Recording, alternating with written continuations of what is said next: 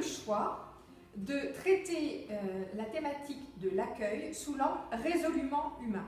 Parce que souvent, ce qui fait un accueil réussi, c'est l'accueil que l'on va avoir avec le professionnel qui est en face de nous. En fait, 14 professionnels du tourisme et puis les commerçants d'un territoire vont partager ensemble leur expérience réussie de l'accueil. En fait, l'objectif est de reproduire ce qui marche. Ça se décline en 3 ateliers de 2 heures.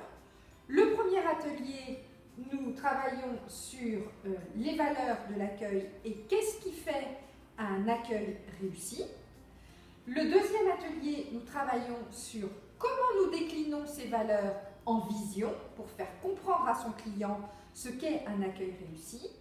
Et le troisième atelier, il s'agit d'accueillir la satisfaction client, de savoir comment accueillir un compliment, l'objectif étant bien sûr de rendre ses clients des ambassadeurs.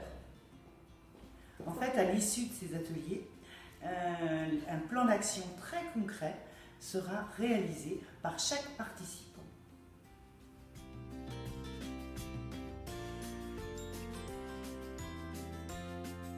Alors pour moi, ça a été l'occasion de me poser vraiment la bonne question quant à l'accueil de mon activité par les clients, et ça a été l'occasion de rencontrer beaucoup de professionnels et puis d'arriver donc à comprendre pourquoi l'accueil était important pour notre activité.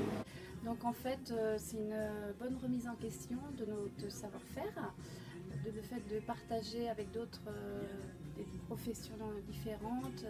Alors c'était l'occasion véritablement de discuter, d'avoir une vraie parole donnée donc à des professionnels et d'échanger entre professionnels. C'était très important puisqu'on se rend compte que dans ces ateliers, on a l'occasion de voir quels sont les atouts qui sont en nous et de pouvoir en discuter entre nous. Ça apporte vraiment beaucoup. Alors moi, ce que j'ai préféré, c'était l'après.